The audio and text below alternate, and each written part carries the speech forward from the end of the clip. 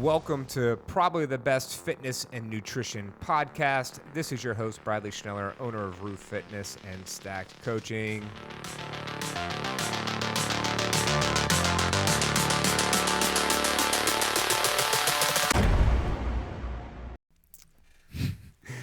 What's up, y'all? There's never a good way to start these things. Like, I feel like I am the worst at starting off the podcast. It's a lot of what's up, y'all, hey, y'all, that type of thing. Check out me. I'm from the South, y'all. Hi. That's good, too. That screams something else, not I'm from the South. No, I know, but I feel like you do a lot of that, too. Possibly. All right, so I am here with my favorite sister. My only sister by blood, Melissa Schneller. What's up, Melissa? What's up, y'all? Hi. I definitely don't do that. Oh, man. So typically what you don't see if you're not watching this is we both have the same haircut, but you can't tell because I have a hat on today. Mine's fresh. Just got it. I would say, I always say this, Melissa might argue, we can argue with it today. I feel like I got the haircut first and then she got it. Whatever. It's been a long time. We've had the same haircut for almost a decade, so. Yeah, about chopped it all off. My luscious locks. You're 30, right? I will be 30 You're 30. in 2 months. Me 30. Get close. 2 months. Yeah, speak up. There you go. Yes. 30 in 2 months. Whew. All right. All right, Melissa. So you've been doing CrossFit for a decade? About on and off for. Yeah, you started with me back in the day. Yeah. And how do you feel like your level of fitness is now? Oh, like exponentially different. Completely different. Mm-hmm. In what way? Endurance is way better. Strength is different, but different in a good way, meaning when I was heavier. Oh, okay. Yeah, you don't have to move up if I'm moving the All mic. right. No, I don't know where it needs to be. In front of your mouth. Before really dialing in nutrition, I was strong, but never like a healthy strong. Okay. All right. I guess I call it a fat strong. Fat strong. All right. I like fat strong. So let's talk about that. How long were you overweight? I don't like to use the word fat. Fat seems, it feels abrasive. I'm going to use the word overweight. How long were you overweight? Too long. Too long. Can you remember, what is your first memory of being overweight? Man, I don't know.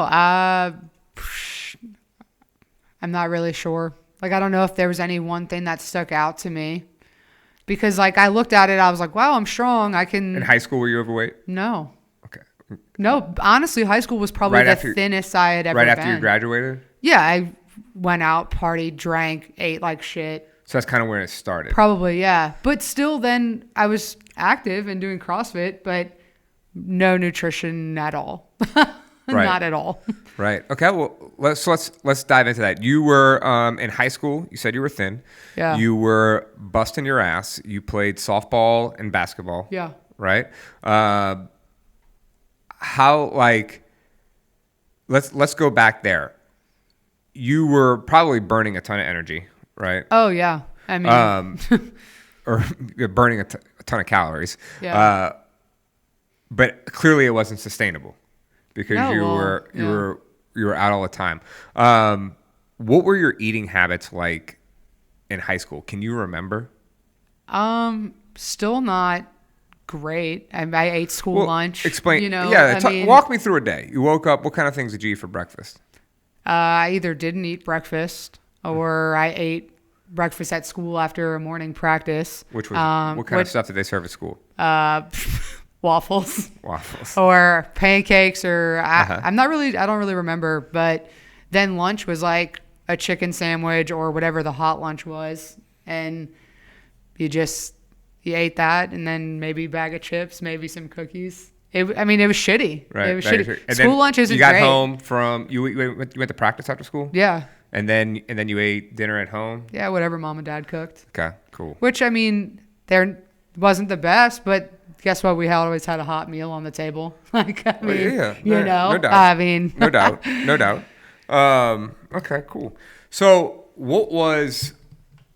did you guys lift in high school? yeah. Softball wasn't, I mean, basketball was always first, and our conditioning was running. Yeah. We lifted a little bit pre-season, but you got into the season and you ran. And I remember somebody asking one time, one of the coaches, hey, are we ever going to learn offense? And she said, well, if you can't get up and down the court, you don't need to learn an offense. And let me tell you, it was true. So, I mean, that's where I got thin running, and I hate running. Right. So naturally you stop doing that. Yeah. And the weight comes on if you don't change your eating habits, right? What kind of, all right. So let's just jump right in. Okay. Yeah, go ahead. All right. So you're gay. Yes. Yeah. I think so. Jordan says so. Word on the street. Yeah. When did you come out?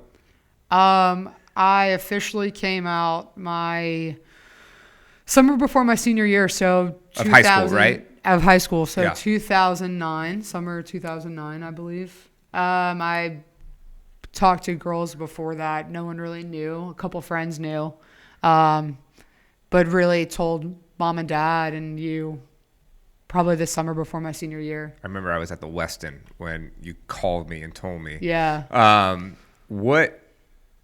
How long did you know before? Now when I think about it, I think I've known like different situations. I think I've known here and there, but never knew what it was. Like, I was like, why do I think this girl's hot? Like, right.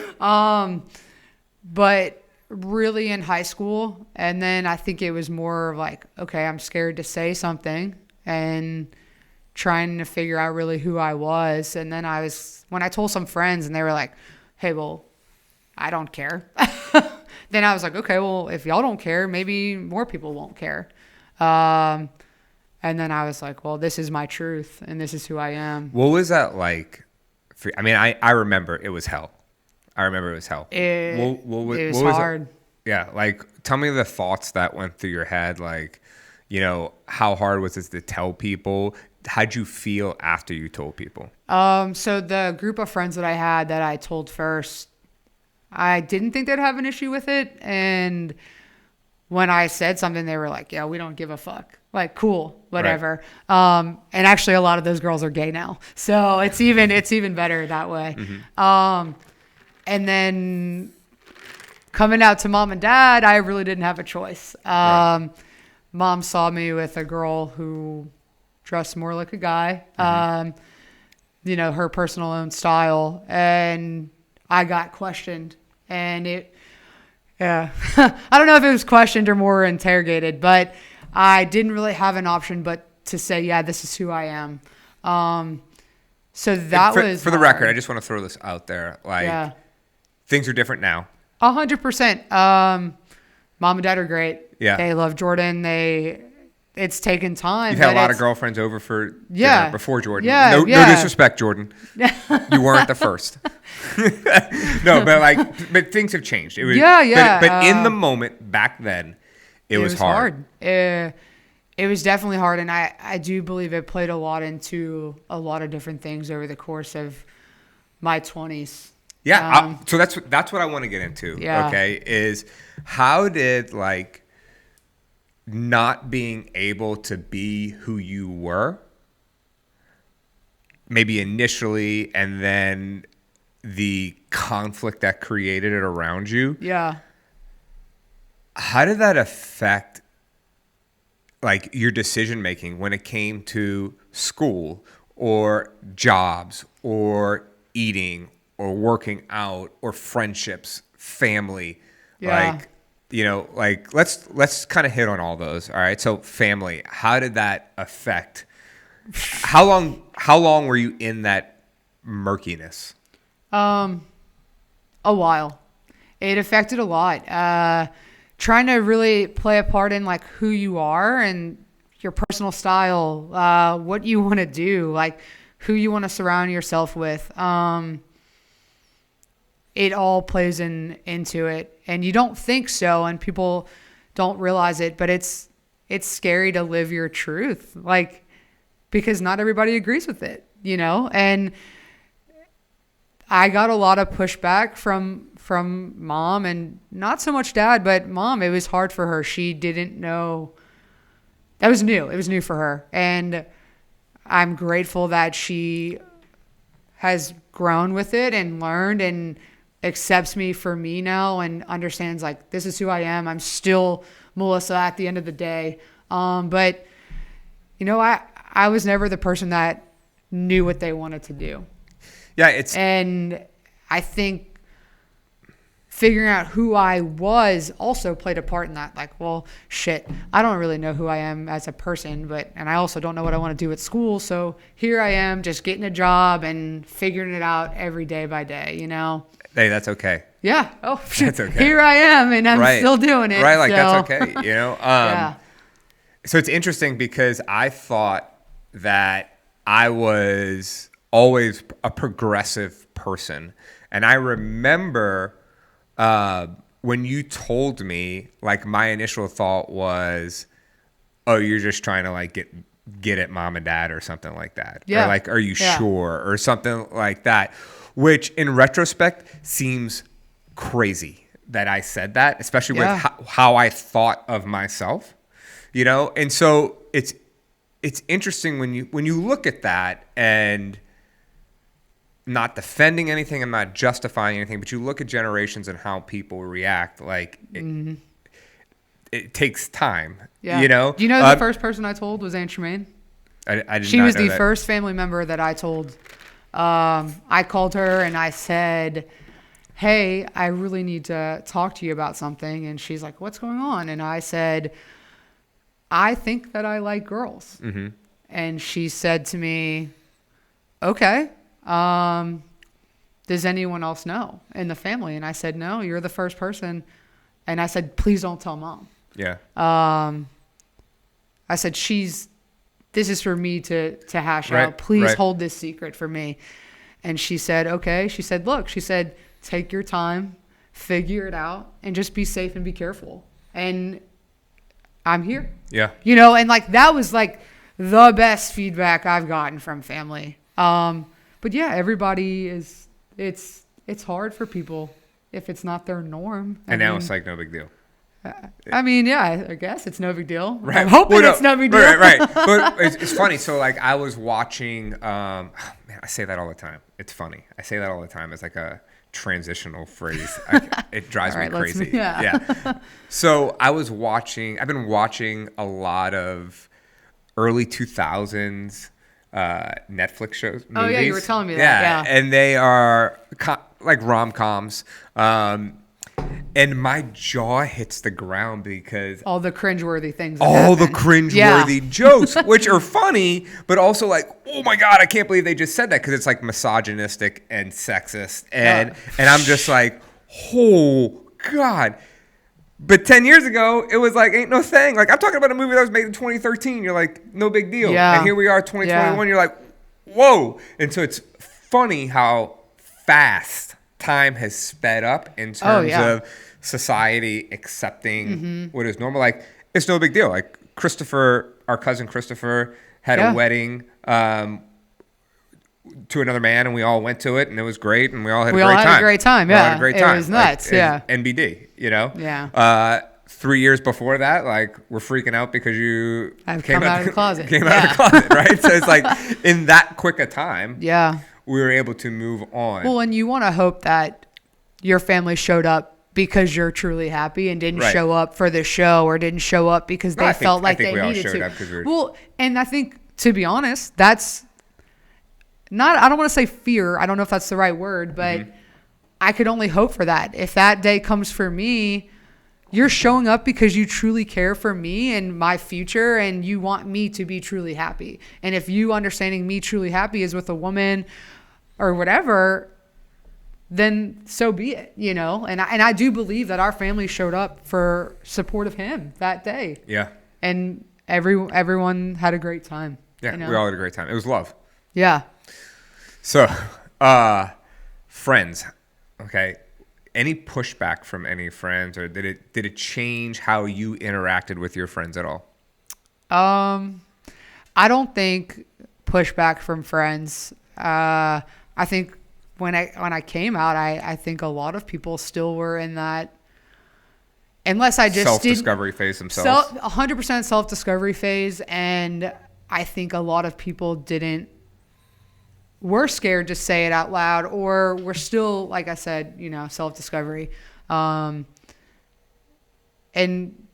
next thing you know, you were hearing more and more people come out. And I don't know if that was a time, 2010, it doesn't feel like that long ago, but it was. It's a long time ago. Yeah. It's a decade ago. Yeah. Where I don't know if that was a time where people were still trying to hide, but you just feel better. You're like, here, this is who I am, and I never really got pushback from friends. If anything, it made me closer with people, How did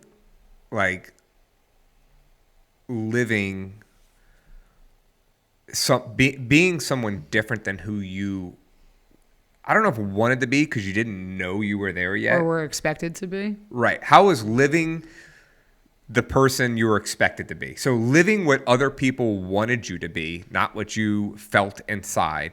How did that affect school, freshman year, sophomore year, junior year? How did that affect it? Of high school? Yeah, of high school. Yeah, probably because before high school you're kind of too young to. Yeah, I still don't even really know when I was a freshman if I truly knew. I knew there was something different, but I don't even know if my main focus was like, let's try and be in a relationship with someone, Right.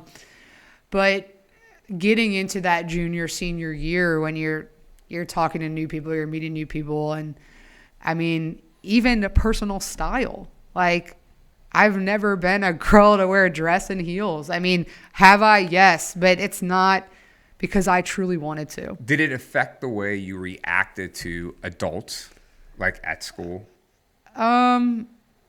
It possibly could. Mm-hmm. It possibly could have swayed my attitude and had this I don't give a fuck attitude because I'm still trying to figure out me, Right.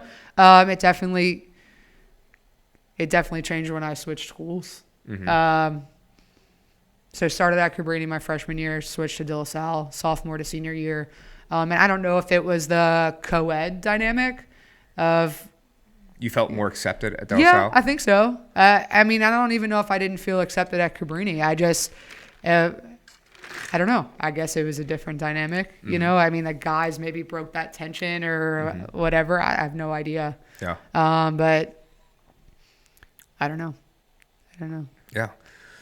When did you feel did you ever find yourself out of control in your early 20s, eating wise? Yeah. Yeah, talk to me a little bit about that. Shit. Pretty much probably early 20s, the mid 20s. You go out, you get drunk, you go run through Taco Bell, run through wherever. I would go out, get hammered, eat something, maybe sleep for an hour and a half, 2 hours, go to work at 7 a.m. and then do it all again. And just eat whatever. That sounds I to could me get a my little hands bit on. more of just being a normal early 20-year-old. Probably you really so. didn't have any, I guess, PTSD from coming out of the closet, or I think the PTSD came later. When? Probably when I tried to get my shit together a little bit. Didn't go to college, or I went, dropped out. It was a joke. And then realizing, wow, all these people went to college. They're making new friends. I'm home. Living this repeated cycle of going out, working, going out, getting drunk, doing the same thing over and over again. And, it's what am I doing with myself? And then it was... Did you have regret? Oh, I regret.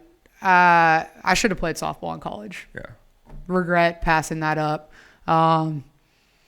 But then also on the same page with just where I'm at now, I don't know if I regret it, because everything that I've been through since graduating high school has taught me some type of life lesson. Some type of life lesson. So it's funny you say that, and I said it again. It's funny you said that. But I was talking about this with you, maybe, or someone else, with the regret that I live with for my decision making over the last few months with my separation with my wife. Yeah. Okay.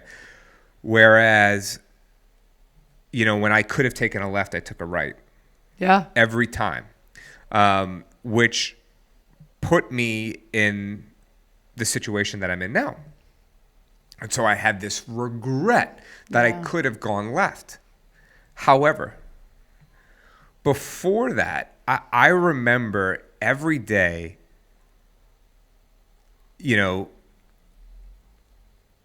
just kind of like living with distraction, if that makes sense. Yeah. And I would stay at work an extra 45 minutes messing around and pick up the kids at 5:30 from my parents' house because I could. Like, no big deal. Yeah, they were right? there to watch them. So yeah, they were there to watch 30 them. minutes. Yeah. What am I missing? I'm around them all the time anyway. And now it's like I finish work at 2 o'clock so that I can pick them up every day for school. Yeah. I'm realizing right now that that's not sustainable for me to get my work done. However, the point is, I was present with my kids, but I was not truly present with my kids. Yeah. If I don't go right every opportunity when I could have gone left, maybe I don't change anything. Yeah. And maybe today I am still not present. Yeah. So when I look back and say, do I regret anything that happens? Like, you feel regret, but that because it hurts. Right? Like what I went through hurt. I still hurt. I still cry often. I still feel a ton of pain. But I am who I am today because of what I went through. Yeah. And if I change that, I don't know if I get to this point where I am right now, or get to it as fast, where now I'm like so involved with the kids or present when I am present. Yeah. If that makes sense. That I wouldn't trade that for anything. So while I deal with a lot of pain and there's regret of the situation, like, it made me who I am today. And I feel like knowing where you are today, you have gone through something very similar. Like, everything that you went through has shaped who you are to be who you are today. Yeah. 100%. Passing up job opportunities because of fear. And I will tell you this, that I've passed up a lot of things due to fear. What was that fear? Putting yourself out there? Putting myself out there, failing, not succeeding at it. I mean, I guess that goes with failing, but just all of those things that wrap around fear, the unknown. It's probably the unknown that really fucked me up. And now I'm like, you got to, because if not, you'll be in that same situation doing nothing, really. And it's the truth. And I don't know if it was the current job that I have right now that really hit that light switch. And I mean, I feel like there's other things that have hit that light switch, but I mean, going to do what I do now has changed my life. Tell everybody what you do now. I work as a deckhand right now on a towboat. We push barges up and down the river. I work with all males. I live with them 21 days at a time. It's difficult. It is very difficult. There's a lot of things that I have had to get used to. Like what? Messiness. Gotcha. Drama? Not so much drama, but guys are babies. Guys are babies. That is 100% true. Guys are babies. They don't like to work hard. Wanting to do things for me just because I'm a female. I'm like, no, hey, I can do it. I'll ask for help when I need it.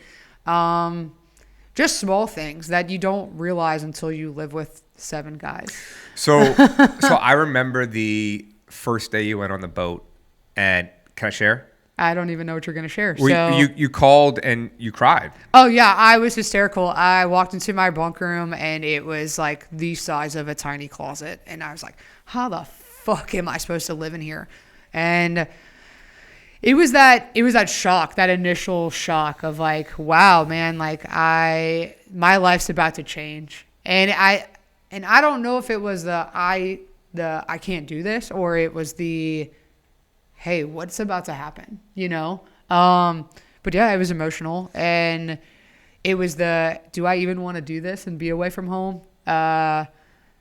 You know, it was multiple different things. And here I am almost 2 years So later. that night was pivotal. And I mean that in the sense of you could have like treated it like other situations in the past and packed it up when life got hard, but you stuck it out. Yeah. And now I feel like you love it. Yeah, I have a love-hate relationship with it. Oh, it's hard. It's hard work. It's definitely hard work, and that's probably my favorite thing. And I learn something new every single day I'm out there. Whether it's about myself, whether it's about the job. I mean, you get put in situations where you have to think real quick. And I mean, safety is always, I think about it like this. There's people that I want to come home to. Yeah. So for 21 days, I am the safest I can be. I like that. Because my job is not as important as coming home to the people that love and care about me, you know? OSHA loves you. Yeah, you're right. Yeah. Safety bonus all day, you know what I'm saying? But yeah, it was pivotal because, like you said, I could have packed my bags and said, get me off this fucking boat, you know? Yeah. But I didn't, and I stuck it out, and I told myself 6 months, which is a full year out there, you know? And now it's almost 2 years. Wow. And I hate it sometimes because you miss things at home. Yeah, we were just talking about that. But it's another day. You plan around it. You know, I'm going back the day before Thanksgiving, and I love Thanksgiving with my family. But hey, whatever. I'll celebrate the next holiday, or we do something the weekend before. Also, you get some pretty bomb meals on the boat, right? Oh, yeah, we're spoiled. Yeah. So, like, I imagine Thanksgiving Day on the boat is probably going to be pretty lit. Oh, yeah, he does a huge spread. So. Yeah. Also, you get holiday pay. And I get holiday pay. Yeah. We used to get the day before Thanksgiving and Thanksgiving Day, but they cut, cost-saving measures. Right. So, what do you think was different this time? Like, talk me through that. Like, did you feel the transformation happening within, or like what? Because I would say in the past 2 to 3 years, you're a completely different person than you were 3 years ago. And it was gradual. Like, I can look back on the last decade and say there was gradual change. Yeah. But there was also a very like, boom, let's go. I mean, it's probably this job, 100%. Yeah. Like, that was probably the light switch. There's really no being soft out there. Right. There's been times where I've been like completely fucked off, or I'm having an emotional time, and I suck that shit until I get to my room. And not because I don't think I can be emotional with the guys, but I don't want to be, you know? But definitely, did I feel it? Yeah. Do you like how that's like shaped you? You do? Yeah, because I was so scared. Like, I'm not so scared, but I just didn't do a lot of things out of fear. And if that's any advice I can give to anyone, just fucking do it. Yeah. That's literally what I just tell myself. Like, you do it. You're either going to fail, you're going to succeed, or you learn something from at least just trying, you know? And like I said, I told myself I got to get through 6 months. That's it. And I did, and I'm still doing it. I've been telling people this a lot lately. The opposite of success is not failure, it's learning. Yeah. So you learn different ways to create success, or this way isn't going to work. I'm going to choose this way. I mean, it's like it's like Thomas Edison failing with the light bulb, but same but not the same. So I feel like America's youth, or maybe the youth of the world, is at like a crossroads right now, and a lot of people talk smack about millennials. You're a millennial. Yeah. Hard work just shaped who you were and like kicked your butt in the right direction. Like, how could people learn from that, or like how could they use that? Like when you come off the boat and you've been in it and you see friends, do you have any friends that are like flaky and you just want to shake them and be like, yeah, I'm sure. Yeah. But man, like I just feel like people are lazy. They want shit handed to them, and I mean, and not so much my millennial generation. I feel like mostly after me, like after my years. But I feel like we've also made it easy for people to do that. You know, like I don't know. I just like go out and get what you want.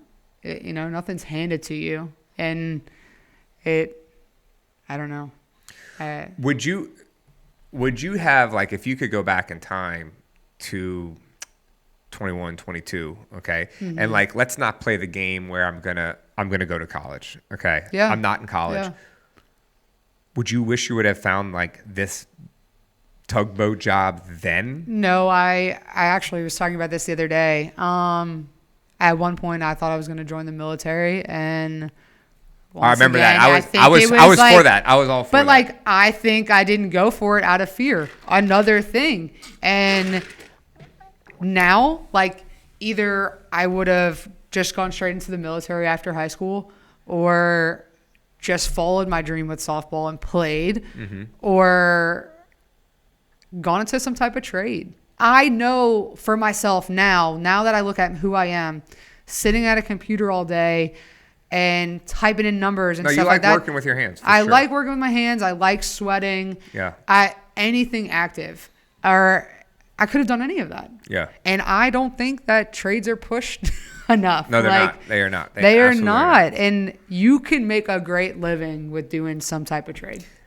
David and I were talking about that on Sunday, about how like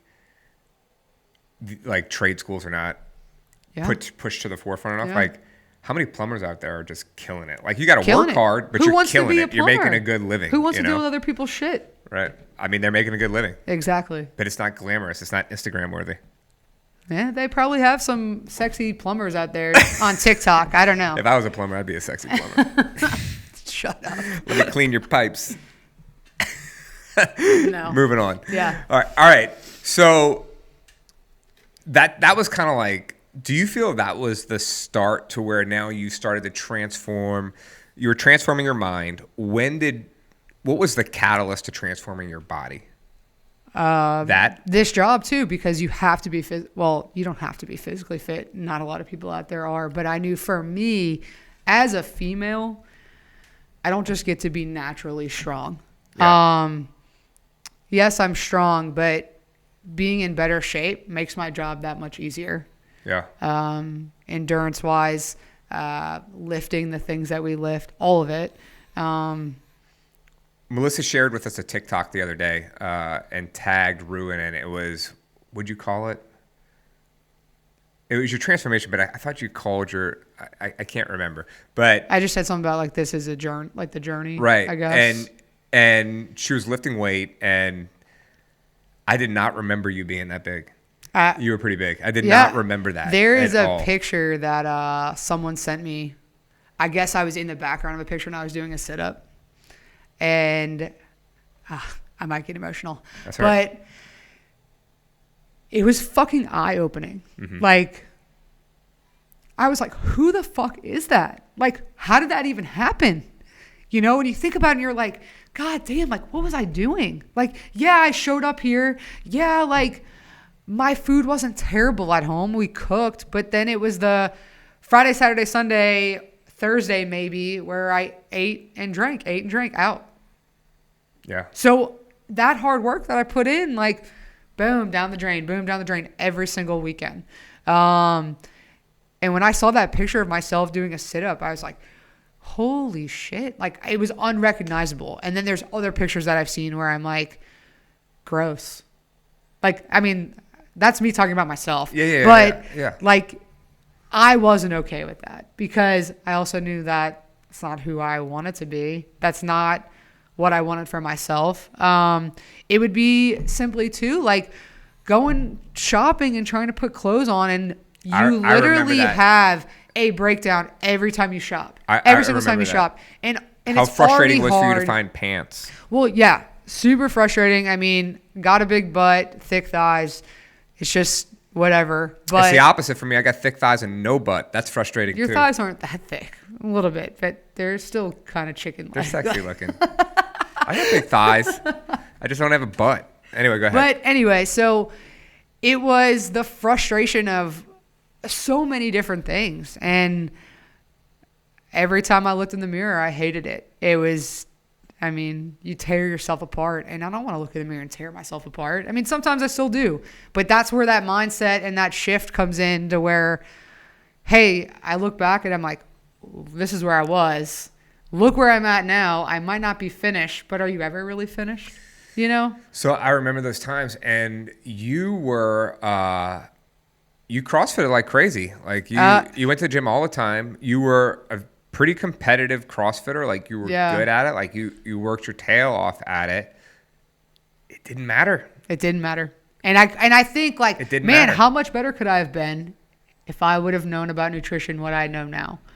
You know? Yeah, I think about that all the time. The other thing though is no matter like how well you killed the WOD, it didn't make you feel better inside. No. Like, you know, maybe for 20 minutes. Right, for 20 minutes. I talk about that with our gym a lot, or our community of fitness and nutrition, where so many of us get into CrossFit because we want to change how we look and how we feel. Yeah. And then we find out that, oh, I could be super competitive. well, fitness doesn't change how we look and how we feel. I mean, it makes us healthier. Yeah. It changes our lung capacity, our metabolic conditioning. Like it helps with our immune system and our ability to fight off diseases. All good, healthy things, but it doesn't change the way we look, which doesn't change how we feel inside. Like it does not replace it. So do you know what is easier than working on your nutrition? Like being competitive. So people all of a sudden want to become ultra competitive at CrossFit because that's a lot easier to show up every day and just bang your head against the wall than to actually do the work inside that requires self-discipline, willpower, accountability from a coach, you know, that is going to hold your feet to the fire when it comes to how you eat. All that stuff is hard. So people just replace it with ultra competitive, but it doesn't change anything, and you never reach your goal that you were trying to reach.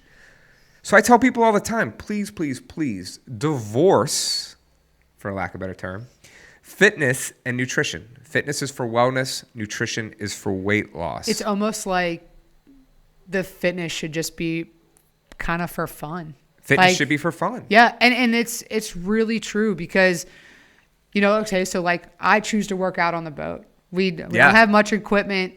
We have very little. I figure out different things to do, but I don't only do it for fun, but I do it for like my own alone time and my own sanity. And I get asked, well, our job's physical. Like, why are you going in there? Why are you choosing to have less sleep and going in there for 45 minutes to an hour? And I'm like, because I need it. Yeah. I want it and I need it. I'm not worried about you. I want to do it. Yes. You know, like fitness, you use it for stress relief. Yeah. It's something you can control. It's something you can do, and it makes you feel better. And it's my only normal that I have. Those are all, while I'm gone. Those are all excellent reasons for fitness. And I love it too. Like, I just don't put the emphasis on it that I used to. And my life changes. Everybody's life changes. And you have to, like, I still love fitness. So I figure out a way to do it. It's just not the number one priority. Like, it is a priority. It's not the number one priority, right? And so it might look differently for me. And that's cool. Than it used to. And it's cool. And it should look differently for everybody. But I will say, like, my number one pet peeve right now is people posting their caloric burn on Instagram of like their Fitbit or their Garmin or whatever. Look how many calories I've burned in this class. What are you trying to prove? Because guess what? It doesn't matter when it comes to your weight loss. Like that is not going to control that. It's not going to change how you look. I know this guy who works out 4 or 5 times a day, goes to all the different fitness stuff. He looks the same. He doesn't look any different. He asks about nutrition every now and then. Looks no different. Do you know why? Nutrition is hard. Oh yeah. And you have to work on it all the time. Yeah. Right? It's not something that you achieve and then you're like, oh, it's good. I'm good to go. I don't have to worry about this anymore. Yeah. No. You have to constantly continuously have to worry about it. So how long have you been doing nutrition coaching? About 2 years. 2 years. I think, yeah. Yeah. And it's taken a while, but the journey's been worth it. I mean, you look great. Yeah. So, I mean, people always ask, and I said that in my post, like, what's your secret? What's your magic trick? And there is no magic trick. It's hard work. There is no magic pill. And time. Look, and everybody's body is different. Everyone. I mean, I know guys that can just focus for 3 months and drop all their weight and look lean. I mean, it is what it is. And that's also like, stop looking at everyone else's journey and just worry about your own. I remember looking at one chick who I felt like we were similarly built. And I was like, fuck, her arms got jacked. Like, why can't my arms get jacked like that? Like, why is it taking me longer? And I like let it tear me up for a little bit. And then I was like, hold up, you can't do that because then I'm miserable every single day. Yeah, I knew someone that would like, she would let whether she won the workout or not in class to determine the rest of her day. Like, she was miserable to be around if someone else beat her in a workout. I mean, it is like, what it is. Get over it. Like, why are you stop comparing yourself to other people? Worry about what you can do. This is not you're not a professional athlete. Yeah. None of us are. No. Right. I wasn't gifted the professional athlete gene. Right. So look, do genetics matter? Genetics absolutely matter. Are they the only thing that matters? No. They give people a head start, but everyone can achieve their goals with hard work plus time. Do some people reach it faster? Yeah. Mm-hmm. Yeah, that's fine. Like I got my client, I'm going to give a shout out to Dylan. I think we're coming up on 24 weeks, and he's lost about 40 pounds. And he looks shredded and jacked right now. Like short Dylan? Yeah, short Dylan. Oh yeah, McCaffrey. he was kicking butt yesterday. That dude, class. If I showed you his tracker, okay, like he does everything I ask of him and to the T. Yeah. If I say fill out all these blocks, he fills out all these blocks every day. If I feel like hit these targets, he hits those targets every single day. Yeah. And then he's in here. He looks great. Busting his butt. And he looks great. And so people are like, how come I can't look like that? Well, are you doing the work to look like that? Yeah. You got to be able to do the work. Yeah.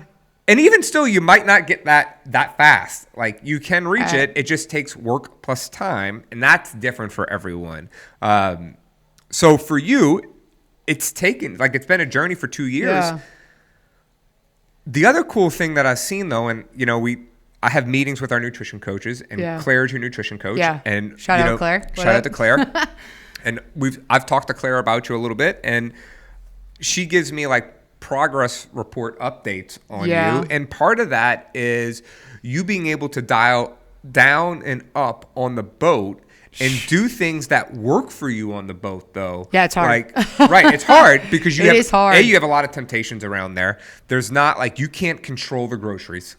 You can ask for certain things, but you can't control the groceries. Yeah, I can ask for certain things. I try not to be that person. You can't control how much oil the chef is cooking with or butter, oil, all right. that. Yeah. So you have to rely on habits and stuff like that. So it is harder for you to maintain progress or keep progressing. I've never eaten more canned green beans in my life than I do for 21 days at a time. You found I eat canned green beans probably almost every single day. But you found a way for it to work, right? If that's my only vegetable, that's what I'm eating. Yeah. So, if it comes down to this, right? Yeah. If your goal is important enough to you, you will find ways to reach that goal no matter the circumstances. Yeah, and look, no matter the circumstances. So when someone like comes to me and they say, hey, it's just so hard. Like, I want to brunch on the weekend with my friends and I need to go, I'm dating right now and like all the dates are food dates. And I'm like, okay, cool. Like, just understand it's going to take you longer than it's going to take Dylan. Yeah. Okay. Like, that's just reality, right? Or if your goal is this, find other ways to accomplish those things that keep you on your path to success quicker. Where there's a will, there's a way. And if it's important enough to you, you will do the things to reach it. And it's just keeping that in mind. This has been an important goal for you. You have found ways to make impossible situations work for you. And I mean, like I said, it's not easy. There's the things that are bought are unhealthy. Tons of chips, tons of Little Debbie cake. I mean, I don't choose Little Debbie cakes. I would rather choose an Oreo over a Little Debbie cake. If I am like, well, is there a Little Debbie cake you like more than others? No, I don't like any of them. I think I like those Christmas trees. I'd like to get some of those Christmas trees this year. I think they all taste bad. They taste fake. Okay. And I found recently that I like the golden Oreos over regular Oreos. Golden Oreos are good. Emily bought thin Oreos. Oh. She said they're delicious. I haven't seen them. I'll have to try them. I'm going to try them out. But yeah, there's things like you said I can control. So I pack my backpack full of Built bars or some type of protein bar. I bring protein powder. I bring berries and greens. So there's things that I can do to help. I probably supplement more protein while I'm away than I want to. That's all right. But if that's what you have to do, that's what you have to do. I actually did. This is a funny story. I had a guy tell me one time, and this is when I tried bringing my scale for a while, and I stopped because it got really hard. Yeah. I'm not that I want to make a guesstimate. And Claire and I have talked about this. We've had this ongoing battle of, hey, just try and make a great guess. Right. And I'm like, for me, I need to just go ahead and be like, here's the true numbers. This is what I need to know. Mm-hmm. And I didn't like that because I was like, I'm still not sure if this is accurate. And also they messed with me too much about having a scale. When I was like weighing romaine and this, and they're like, it's nothing. I'm like, no, but it is something. Like, you don't get it. I'll say this, to feel that way, because I'm pretty good at guessing now. Yeah. But I've weighed everything for a long time. For a really long time. Yeah. So it's a lot easier for me. If you're like, go 6 months weighing stuff and then you want to try to guess, you're not prepared to guess. Like, you haven't done it long enough. Like, do the work and then you can get there, but keep going. But anyway, so I got messed with a lot about having the scale, and it was making me more frustrated. And I was stressing about that, where I was literally having like breakdowns in my room. Like, I was like, I can't do this. I'm going to quit stacked. It's not worth it. It was making me more stressed and making me bloat. Like, stress makes you bloated. Like, I was having all these symptoms of like not being able to sleep because I was worried about, I can't feel. Yeah, I was worried about food. And I'm like, I don't want food to be hard. It's hard, but like, I didn't want it to be what it was turning into. Well, it shouldn't be stressful. Right? And that's exactly what it was. If the stress 100%. of dieting is greater than the results you can get, or like the effect of it, then stop. Yeah. Like, that does not work for you. So one day we were having lunch, and I don't think I ate breakfast that day because we just got to work, and so I was pretty hungry, but I wasn't gonna like overeat. Mm-hmm. But I was making my plate. I don't remember exactly what we were having. I might have just been chicken day. So, if they fry something, they normally bake something. So I normally always go with the baked option. Right. Well, 100% of the time. And I might have gotten 3 pieces of chicken that day versus 2. Right. And I had maybe some rice and some green beans. And this guy sits across from me and looks at me. He looks at my plate, looks at me. He's like, you're eating kind of heavy today. Are you supposed to be doing that? And I was like, how about you mind your own fucking business?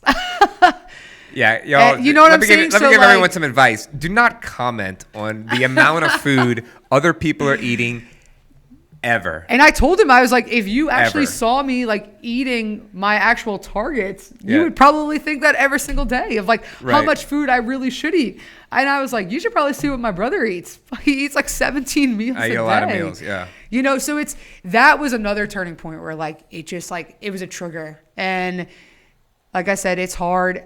I actually struggle every time I'm gone. Because I have no control and I don't really feel like I eat, I don't want to say real food, but because I'm not in control of cooking it, it's almost like cafeteria food. Mm-hmm. So it's made with whatever oil, butter, whatever. So that first meal when I come home, like I am so excited about it. I don't care what I'm eating as long as it's fresh and, whatever. But yeah, it's a challenge. Does it get easier every time you get on the boat?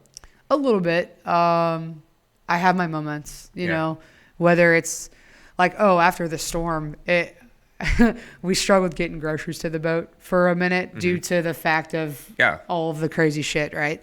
And we were getting down to a point where like he was just throwing together whatever we had. So it was like it's nourishment. Hot dogs or like whatever he had in the freezer. And I was like, what am I? I'm like, I was freaking out. I'm like, what am I going to do? I have no other options. Like, it was like, I can eat cereal. I can eat. And I'm like, man. And I was letting it get to me. And I was like, okay, hold on. We're going to get groceries in a week. Like, I just got to do what I need to do. I have to remember I am working a physical job, So there's times where I feel like it's hard. But I've also feel like I've kind of figured it out too. Yeah, I don't think people who have never struggled with food or weight do not understand the constant struggle that it is. It doesn't go away. Like even for me, I've talked about on this podcast before a lot about body dysmorphia. And it's something I've struggled with forever, and it's made me a little psycho about food, which I don't want to be, right? Because then that's not a good relationship either. Right, that's not a good relationship either. Like when I freak out because I can't weigh and track my food, that's not healthy, No. And I've gotten better at that because every time I do freak out, I can self-reflect. But also the fact that I get back onto weighing and tracking, like if I'm on a vacation, and the water weight goes away in 4 days, it reinforces that is temporary. Like what you're going through is temporary. You can get back. What the problem is that people like you and I, okay, we think mentally we're going to go back to what we looked like for years. Oh, I think about that all the time. I'm like, whatever I do, I cannot go back to where I was. Right. I mean, it's just, there's multiple different battles. Like whether it's you put an outfit on and you're just like, damn, like I feel good, when I put on clothes before, it was like, I'm just putting on clothes. Like, I'm hoping that it hides maybe that roll that I didn't want anyone to see or that, you know what I'm saying? Like, it's crazy. It's crazy the things you think about. Yeah, it really is. The other day I was trying on some pants, and this person told me that I had a muffin top. And, like, I've joked about it about 4 or 5 times since then. But it bothered you. Well, it bothered me, but not like it would have in the past. Like in the past, it would have sent me into a tailspin. And it did not. Like it did not. I mean, when they said it, I was like, oh, God. Right. But, and I've thought about that a lot. And there's a lot of triggers that come with that because of my past. But I still feel okay. Like it didn't. I kind of brushed it off, and I've messed with that person. I've messed with that person 3 or 4 times since then, and I've said it out loud a bunch of times, and I feel like if I say it enough, it'll finally stop. It'll be okay, right? But I am okay. Yeah, I am okay. Like I didn't go home and cry. I didn't go home and like shame myself in the mirror or like miss a meal. Because right? Yeah, it didn't affect the way I ate. I still went and ate a ton of calories. Like it was no big deal, and it's moments like that that's like kind of like, hey, I've arrived. Or I can not track my food, feel a little bit like junk, and be like, and then the scale will go up the next day or 2 days after and be like, that's all right, it'll go back down in a sec. But isn't it crazy that like you immediately know? So I know. When Claire asked me to like weigh myself, like that was in the beginning. Hey, let's start weighing yourself every day. I was like, you're fucking crazy. Mm-hmm. Like, no. And now, so when I got on the boat, I didn't have a scale. So I was like, hey, I don't know how I'm going to do this. And then so I was like, hey, can we order a scale? Yeah. We ordered a body scale. That's awesome. And I keep it in my room. I was like, I'm taking this. Thank you. And it's still, I got it in my bunk room, and I weigh myself every single morning. And sometimes, like, when it goes up, I'm like, gosh, but I'm like, hey, am I dehydrated? Do I not have enough electrolytes in me? Like, there's so many different things. It's a data point. That's all it is. But now I can't not do it. Yeah, I'm with you. I weigh myself every day as well. And the only time I miss is when I physically do not have a scale. Or like I'm out of town or whatever, and the hotel doesn't have a scale. Yeah. I do know people that have travel body weight scales, which is cool. Who brought one to Beach Brawl? I don't know, but it was like this big, and I thought I was gonna like smash it, standing on it. I was like, "What is it?" It might have been Jana. I don't remember who had it, but I was cracking up because I felt crazy standing on it. Well, so here's the thing: is like in the beginning, and it takes a really long time. Like people are afraid to weigh themselves every day because it comes with triggers, right? Yeah, 100%. But like you talked about before, yeah. Okay. In order to get over that fear, you have to face the fear. And that means you need to get on that scale every single day. The more times you do it, the more scale resilient you will be, and the less you will fear it. And the more, like, you have to go through knowing the fluctuations are going to happen, what will happen when you react appropriately to that fluctuation, and how the weight's going to come off. And when that weight comes off, it's like, oh, it's water. Or it's connected to this behavior. I did this because I logged this. Like, it's just a number. Yeah. It's just a number. Yeah.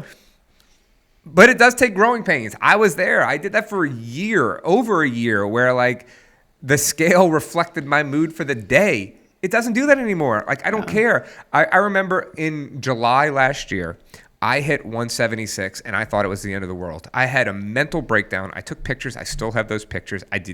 I was bloated. I had water retention. Were you coming off of a vacation? Yeah, I was coming off a vacation where I was psycho about food, and Emily had a bad time because of it. Her family probably had a bad time because of it, and that's my fault, you know. I did not handle that trip well at all, and I was a mess. Yeah. I was an absolute mess when I got home, weighed myself, took the pictures, and I was like, unbelievable. Dedicated myself the next day. 4 days later, I looked like a completely different person. Yeah, changes. Right. So I hit, going through this separation, okay? Mm-hmm. Maybe divorce, maybe not, I don't know. But going through this separation, my stress has been through the roof. I've counted everything. I've talked about this. I retained a lot of water. I hit 177 about a month ago, which is a pound heavier, okay? It didn't bother me at all. I was like, oh, 177, whatever, water retention, Is it because you think maybe like you're like, hey, this is one little thing, and you know that you can fix it when you have like all these other stressors that you would rather be worrying about than this one little number, or is it because you're just personal growth? Well, personal growth. I mean, that is a factor. Like, it's just one thing. Like, there are other things that are more important that I'm dealing with right now. Yeah. But also, like, for a lot of people, if you throw that on top of a possible separation or divorce, like, that's going to wreck you. Yeah. You know what I mean? Like, everything you've worked for, and now all of a sudden I weigh 7 pounds than I did, a month ago. What? I didn't look like I looked in those pictures because it was like stress retention and stuff like that. So that was helpful. But like, I just hit it, and it was what it was. Yeah. And I moved on. And after that moment, I was like, oh, I think I'm there. What's funny, I've been coaching people in nutrition for almost 2 years now, and it was that moment where I was like, I think I'm okay with what the scale says. Like, it doesn't bother me now. Yeah. I still, and you still might have a hard day with the scale one day. Right. You never know, but it was like I graduated, So it takes time, y'all. It takes time, but you have to do the things that are hard. You have to do hard things. You have to face your fear. That is the only way you're going to get over that, So, Melissa, how do you feel right now about where you are mentally, physically, emotionally? Mentally, I feel like I'm in a pretty great spot overall.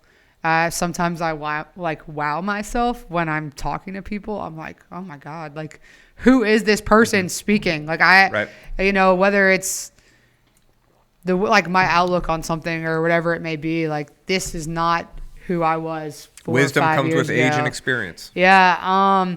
Physically, not always where I want to be. Like, I'm not where I want to be yet. And like I said earlier, is Physically, that how do you compare yourself now to like 2 years ago?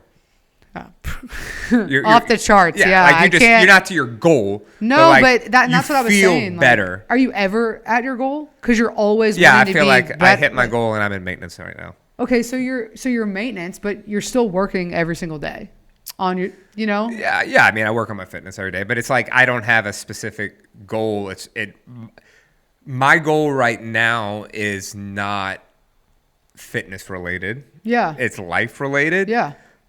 But I love fitness, so I still do fitness. It's just I'm not working towards anything. And maybe goal is the wrong word. Maybe that's what I'm saying. Like, where I'm at, like, I hit my main goal. Yeah. I've lost right at 50 pounds, I believe.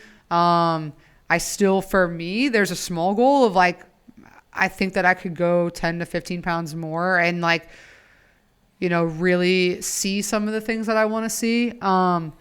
But I feel like there was a little plateau that I hit. Like, I got comfortable. I was like, cool, yeah, nailed it. And then I'm like, well, now what? Well, and scary thought, I've thought a lot about this is, am I capable to hit this next small goal with my lifestyle?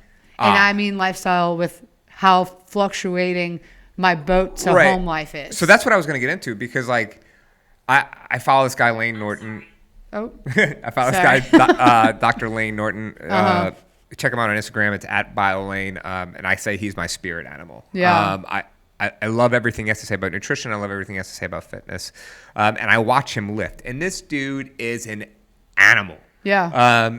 But also, like, incredibly smart. But an animal. And I watched the way he works out. I was like, man, I'd love to get back in there and really work at my deadlift, really work at my squat. And then I'm like, yeah, I don't know if I want to put in the work to do that, right? Like, I have other things that I want to accomplish in life right now. Yeah. So in order to be able, I know what it takes to do that and get there. Or, like, let's say I want to build certain parts of my body, like get bigger legs, bigger arms. Bigger butt. I wanted to get a bigger butt for the longest time. I know what it takes to get a bigger butt. Yeah. I'm not willing to put in that effort right now because other things are more important to me right now. Does it mean like I might not ever do that? No, but just right now it's not. Yeah. So that's why, like, you can have a goal, maybe you hold it for later. Like, you just have to know what it takes to get there and be willing to do that work or change your goal.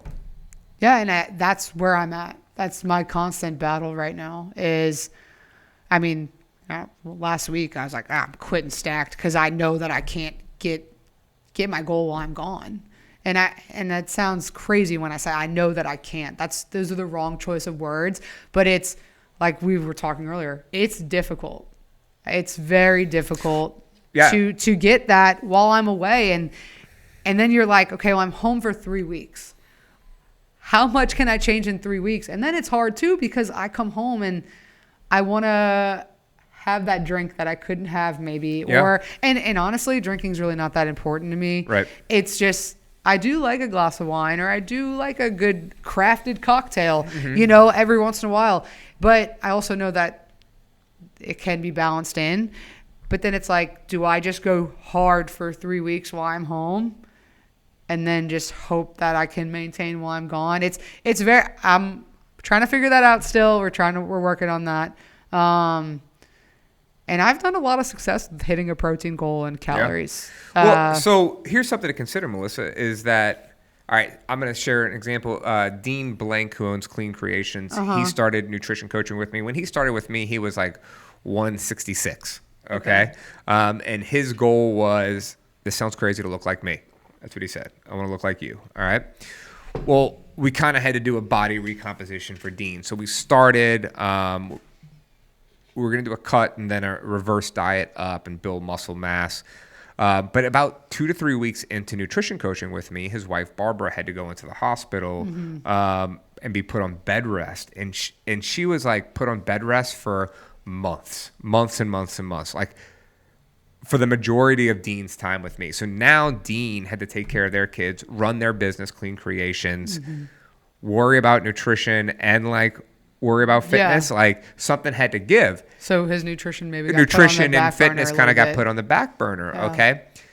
But what Dean and I talked about is like, if you didn't have nutrition coaching and you didn't have that accountability, what would have happened? Oh, I mean, Like maybe reverse progress, right? Like maybe you put on weight. Maybe you lose all the progress you made because you don't have someone holding your feet to the fire or just being there to support you. And so that's where like accountability can be helpful even when you aren't able to do all the things. Well, even just when I'm gone, even sometimes just a phone conversation with Claire. Yeah. Like, even if I'm having a hard time, like, I'll just be like, all right, cool. She just chilled my mind out a little bit. Even though like we've said, there's a lot of stuff I can't control, but it's still that one little conversation with her, or even if I talk to Jordan sometimes where they could just mellow my brain out for a little bit. Hey, you're going crazy.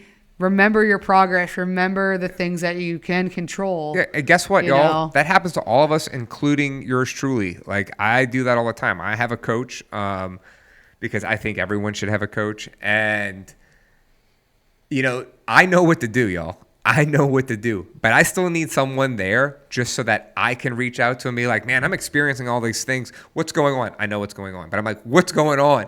And he's like, hey, calm down. Like, Well, because it's hard to tell your own self that. Right. I know what I need to roll back, hold on, And so like, even though maybe I didn't utilize my coaching the best I could over the 3 months, I am so thankful it was there for the like 2 or 3 times that something really happened and I was able to create progress out of it.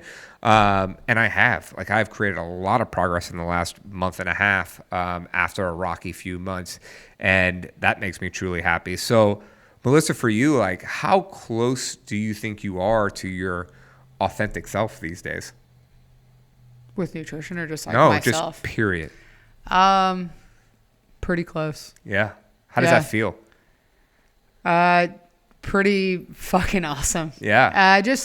Especially just looking back on my own personal timeline. And I guess I would call myself reckless. I mean, I wasn't like getting into trouble or anything, but I was reckless with decisions. I was reckless with my emotions. I was reckless with other people's emotions and having this like, I don't give a fuck attitude when really like that wasn't what it is. It was me being guarded and like not wanting to do the work on myself. And it really probably started after my past relationship where I was like, something needs to change. Mm-hmm. And then I met Jordan and it kind of like everything kind of started falling into place, It was like, all right, cool. I got a good job. What's next? Started showing up more here, making better decisions, but still like was a little reckless because like, hey, I was in a new relationship. We'd go out, eat, drink, whatever. And then like, I got her to be a part of this. And it's always great when you have a person that you can do something with, and, I mean, hey, she's a chef. Like people always ask, oh, you eat everything she cooks. I'm like, no, I would be 5,000 pounds. Yeah. Like really like, but when we cook at home, we cook great, Yeah. So it's little steps that change, like little decisions every single day that can help you in the long run, Yeah, I've been trying to decide where I want to be, or what I want to do.